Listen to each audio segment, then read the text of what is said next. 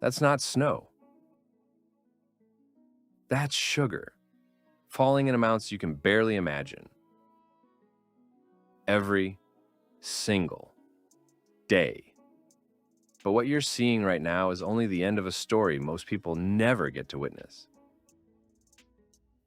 Because before this white mountain exists, something happens inside this factory that even engineers rarely get to see. And one part of it has quietly changed the world.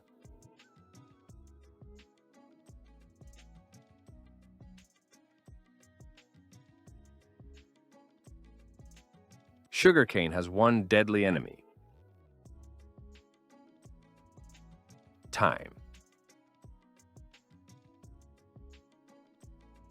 The moment a stalk is cut, the sugar inside starts breaking down immediately. Not in days, in hours.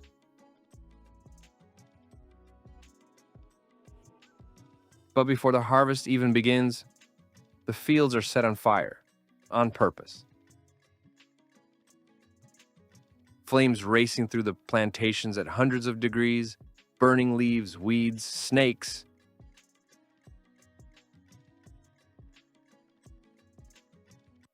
Everything burns. Only the stalks remain. This isn't a disaster. This is method.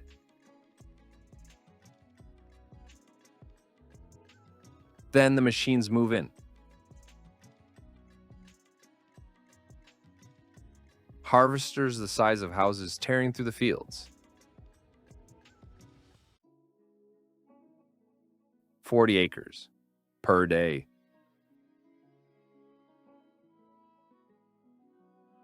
Brazil alone, 40% of global production.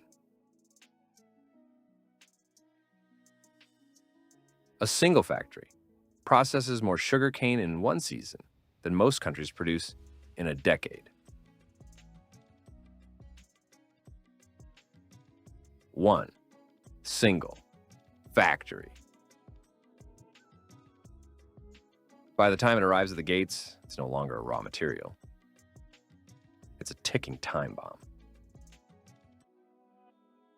And what this factory does with it next is nothing like you'd expect. 60 tons of sugarcane, one single truck. Steel rollers, heavier than a fully loaded aircraft. They press every single stalk until there's nothing left.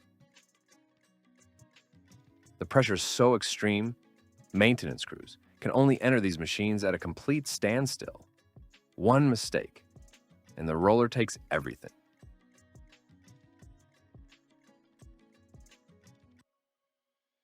The juice shoots out, dark, hot, and immediately under threat. Because in that moment, an invisible enemy starts to grow. A bacteria called dextran. It multiplies within minutes, destroys the sugar chemically. Unstoppable. Every pipe, every roller, every conveyor belt, continuously sanitized. Around the clock, because one single uncontrolled infection, and it's all gone. And while that invisible battle is being fought, the rollers keep turning. No breaks, no mercy. A single factory processes up to 15 million tons of cane in one season. The machines run 24 hours a day, 7 days a week. The only reason they ever stop? Emergency maintenance. And even then, the clock is ticking.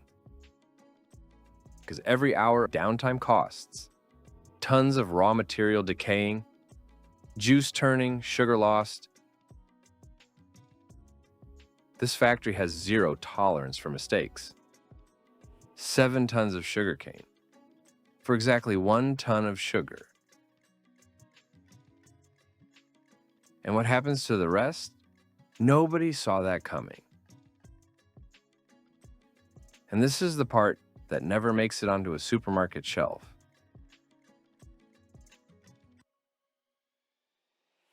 What's left after the pressing is called bagasse, a dry, fibrous waste. For decades, it was considered worthless, until someone asked a question that changed everything. What happens if we burn it? Bagasse burns hot enough to power industrial steam turbines. The factory feeds it directly into massive boilers. The steam drives turbines. The turbines generate electricity, more electricity than the factory could ever use itself. And not just for the factory. In Brazil, bagasse powers millions of homes. In Belize, it covers 15% of the entire national electricity demand. And in Louisiana, right here in America, the first commercial bagasse pellet plant in North America just broke ground. 340,000 tons of fuel per year from what used to end up in the trash. Significantly cleaner than coal when measured across life cycle emissions. And it costs the factory nothing, because the fuel is a byproduct that was always going to exist anyway. A sugar factory that turns its own waste into energy, sells electricity, and produces more than it consumes. Studies consider it close to carbon neutral. The CO2 released was absorbed by the growing cane. But that's not the most unbelievable thing about this factory. The juice is clean. Now comes the most brutal part of the entire process. Industrial evaporators. Up to 266 degrees Fahrenheit for hours. The water disappears. What's left sticks like motor oil and glows deep gold. Then, tiny crystals are seeded in, and the sucrose molecules race toward them, uncontrollably. Lab teams monitor every single step: temperature, density, crystal size, down to the micrometer. 1 degree too many, and hours of work, tons of raw material, the entire batch dissolves back into syrup. This precision isn't a luxury, it's survival. Because every failed batch costs the factory tens of thousands of dollars in seconds. Centrifuges spinning at 1,200 revolutions per minute hurl the mass apart. Multiple tons per minute, never stopped.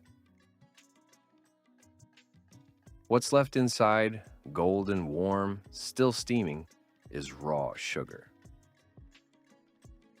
The same thing you stir into your coffee every morning. And that dark liquid that got spun off, that ends up in your rum bottle. But the road from here to you has a price nobody wants to pay. What does this sugar really cost? Not in dollars, not in cents. Sugarcane harvesting is one of the hardest jobs on Earth. Temperatures over 100 degrees Fahrenheit, blades that cut through everything, fields full of snakes. Men cutting cane by hand for wages that, in many regions, barely cover a day's food. In Brazil, in India, in the Dominican Republic. Same fields, same heat, for generations. And then climate change hits on top of all that. droughts wiping out entire harvests, hurricanes destroying fields in hours. 2023, India slashed its sugar exports dramatically. Global prices exploded to their highest level in 12 years, all because of rain. That never came. The factories keep running. The machines never sleep. But the fields are getting emptier, harvests smaller, pressure greater. Scientists warn that by 2050, entire growing regions could become unusable due to climate change. The industry knows it. The corporations know it. And yet, the machine keeps running every day, around the clock. While corporations make billions, the people cutting that sugar are fighting to survive. No health insurance, no safety net, nothing. Just the blade, the heat, and the field that'll be burning again tomorrow. The white crystal in your coffee has a price you'll never find on the label. Millions of tons of sugarcane. Machines that never sleep, an industry that feeds the world and depends on some of the toughest labor on earth. All for one white crystal.